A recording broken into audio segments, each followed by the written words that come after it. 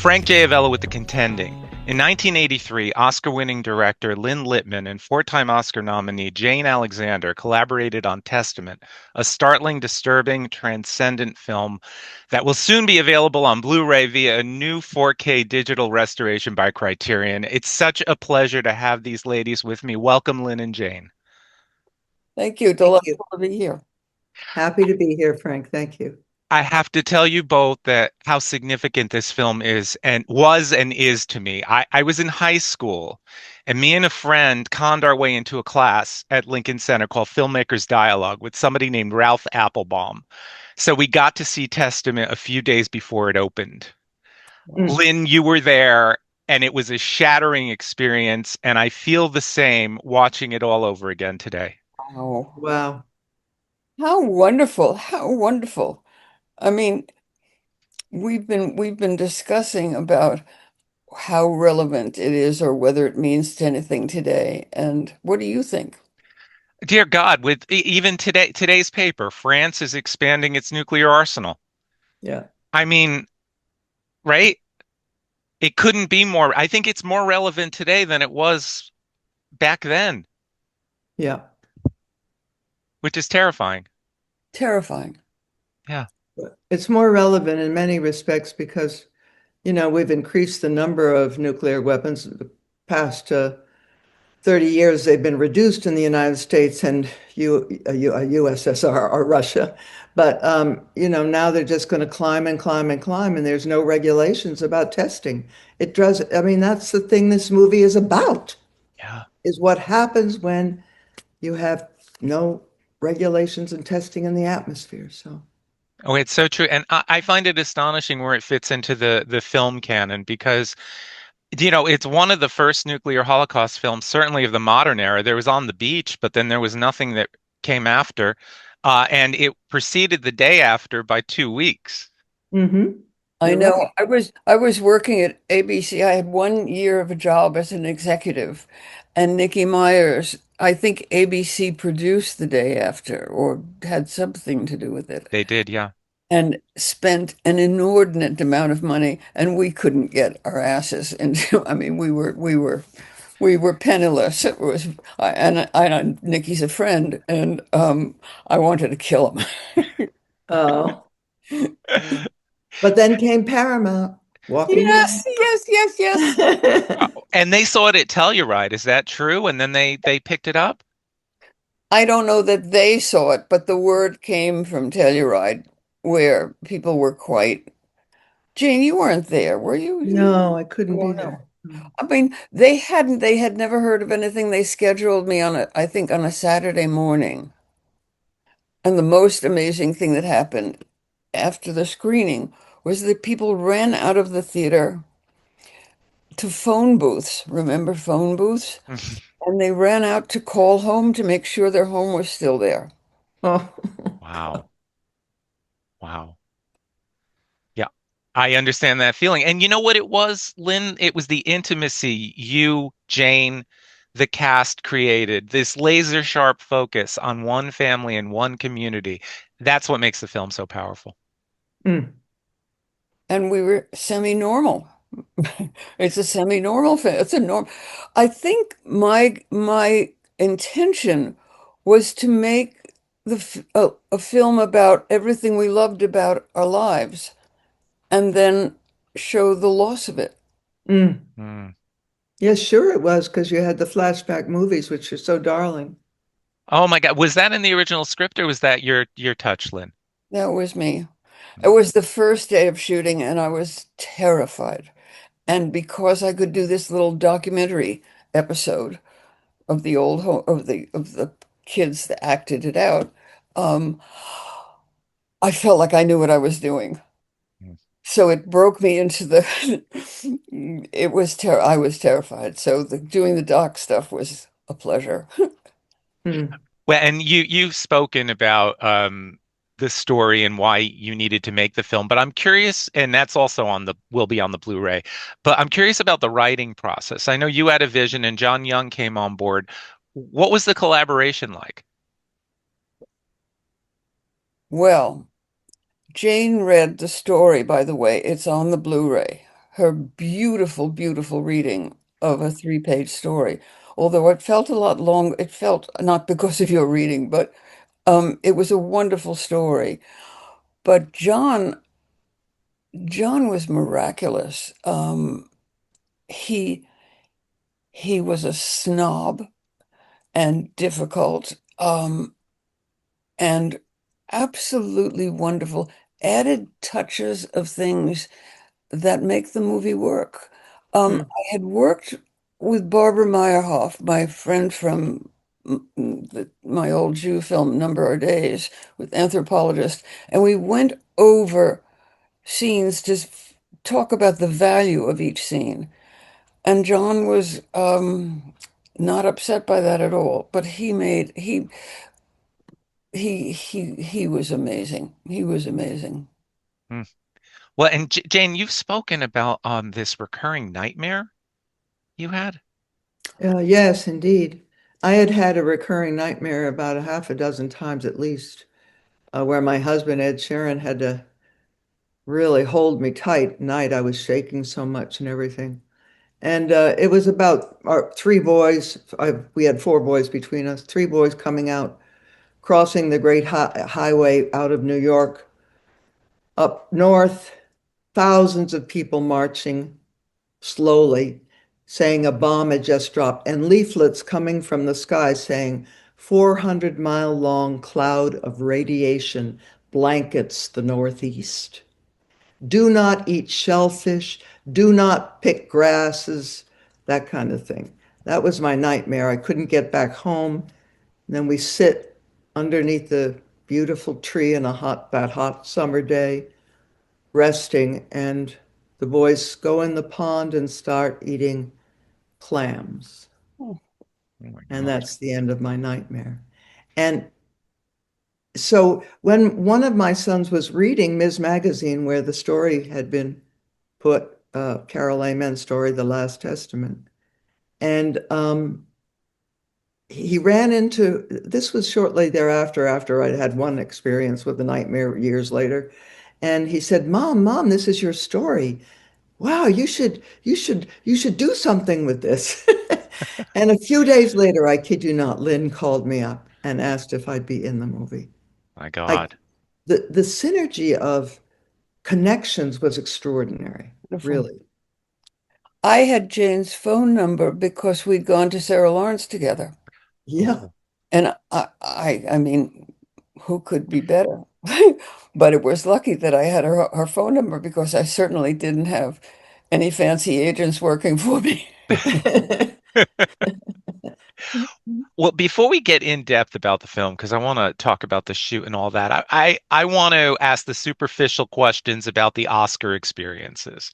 Starting with you, Lynn, you were given your Academy Award by one of our greatest writers of all time. Can you speak a little bit about that experience with Lillian Hellman giving you the Oscar?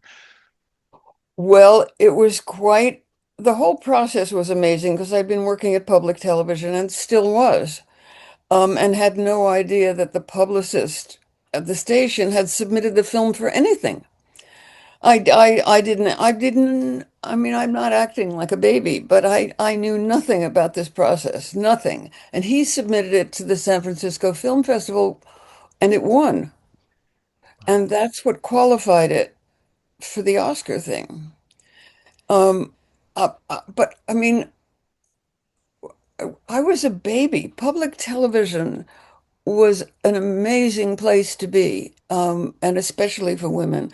Jane and I have talked about this. I mean, women there, because there was no money, got to do as much easily as the guys did, and more because we were hungrier. But Lillian Hellman, this is the funny part. When she announced the nominees, she called me John Littman. Yeah. No. Yeah. What? Oh my gosh, what a faux pas. My God. And had I not won, John Littman would have been the nominee. Wow. It was, I mean, I've read everything. She's my idol, of course, but that was quite amazing. I just rewatched that clip and yeah, I noticed that and I thought, who is John Littman? Lillian Hellman, of all people, my goodness. Amazing. Well, she may have been slightly, Yeah. Yeah, and I think she was really nervous to be there too. it's that she didn't feel, she felt out of her time in a way. Yeah. Hmm. I mean, we all knew and adored her, but she felt out of, I think she would have rather been political in some way. Yeah. Hmm. Well, and Jane, okay, four-time nominee. You were there all four times. Well-deserved nominations. Was there a performance you really wanted to win for? Testament, Oh, Yes. of course. Yes. I don't have any recollection of even who won or anything like that, but I think it was a pretty good year. Was Yeah. It was Shirley MacLaine who won for terms. Oh, well, that was lovely. That was a great performance, and I think there were. Well, I just remember it was a very heady time and a very good year for And I have film. to say, your performance in All the President's Men, just watched it because that 4K just came out. Just Well, rewatched that film. What 5 minutes of yes. you're just riveted. I know that. Well, that was a beautifully written scene too, and beautifully shot by um, Gordon Willis. Pakula, Pakula, Oh yeah. Yeah. and Gordon Willis. Yeah, yeah. So I was in very, very good hands, and not to mention Dustin and the tension of the hot summer day, literally in that tiny space. Well, Thank you. But it was a great few minutes, and it was a pivotal point in the film. I knew that going in. So the stakes were high. they were, and it's the way supporting performances were supposed to be.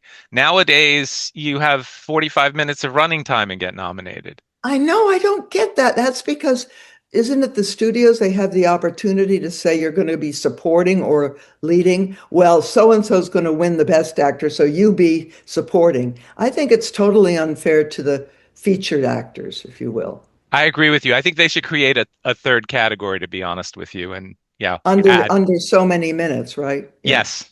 Yeah. I didn't have any idea, and I'm in the academy. I didn't have a clue. Yeah. There's a there's a time. It's no, it's become unfair because it's category fraud now. You have people who are 10 minutes screen time competing with people who are on screen for half the film's running time. Yeah. Yeah. So that Um, the ones who do a very notable might be the word, Quite notable. performance, could be only one or two scenes, or oh, that wonderful woman who I'm bad on names, of course. Anyway, she only was on for 8 minutes a year earlier or something, and she won oh, too. Judi Dench for Shakespeare in Somebody Love. like that. Yeah. Yeah, Yeah. Judy, or but also an American actress, but I forget her name. Well, Let's just add to this that every single film that's been made in the last at least 3 years is a half hour too long. I mean, there's nobody there saying cut, cut, I, I know. and people having to listen, and it's ridiculous. It's Yeah. ridiculous. well, and okay, that brings me right back to Testament and what you did. 89 minutes. I just looked that up. Yeah. Good. Yeah. I mean, good Lord, what you did, you made an epic film in those 89 minutes. Less Yeah. is more. But Lynn, didn't PBS ask us, didn't American Playhouse have like a window of closure, if you will, after an hour and a half or something? I don't remember. Okay. Because that was American Playhouse, Frank. You may remember it. It was a huge series Yeah. that Lindsay Law was the administrator of. Amazing man. Amazing man. And Lynn Still, and I both did, I did several things for American Playhouse. And that is archived and never produced. You won't see most of them anymore because they don't have the money to pay the actors now. Yeah. It's so sad. wow. Yeah. Wow. Uh, I want to ask about the sh Testament shoot because it was 22 days, and in one of the docs it said that there were 18 days of rain. You were all in the house together. How did you not fall into depression? Well, There was one crisis scene where I think we were all wiped out. The toilet scene with when you're carrying the baby, when you Lucas. Um, we Washing him, we were washing his body. washing his body. We were stuffed into a tiny toilet, and we were. I think that may have been the most. It it it it wasn't depressing. It was intense. But that scene, we wanted to kill ourselves afterwards. And Jane was amazing, and so was Lucas. It was a beautiful scene, and you directed it beautifully. Very tight. Tight. And we saw the blood in the mirror. No, did we? You turn him around, right? Yeah, Yeah, yeah, and then it's on the towel. Yeah. that's It right. Yeah. it's shattering. There are so many scenes like that, though. The scene where Carol kisses Philip Anglum, the priest. Philip Anglum is such a great actor. Uh, Yeah. Wasn't he? Wonderful. yeah, Wasn't he wonderful? Yeah. yeah, that was so powerful. I think that scene just it was so brief and yet it spoke volumes. Thank you for saying that, Frank, because I think I told Lynn this. Somebody told me that they didn't think it belonged in the movie. And I said, oh gosh, have you ever been in desperate situations Yeah, where you're just totally blasted and all you want is human contact, passion, wild passion, whatever? Yeah. That's what it was about. It was yeah, this was not about tongues and mouths. This No. this was about body close. You needing somebody. It was wonderful. yeah. That desperation. I mean, it was so pivotal. I think to the film. Yeah. Whoever said that, Jane, was wrong. I know. I had to convince them.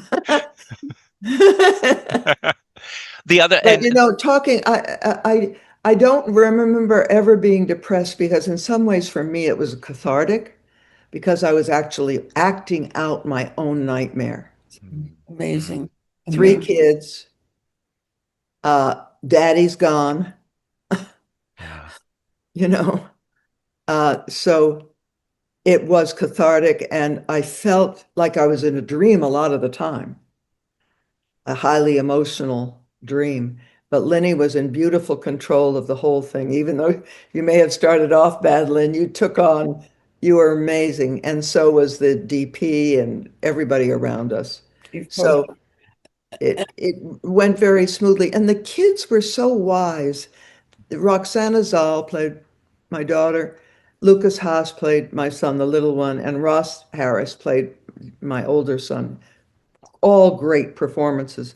And they knew exactly what the film was about. And they didn't sentimentalize it at all.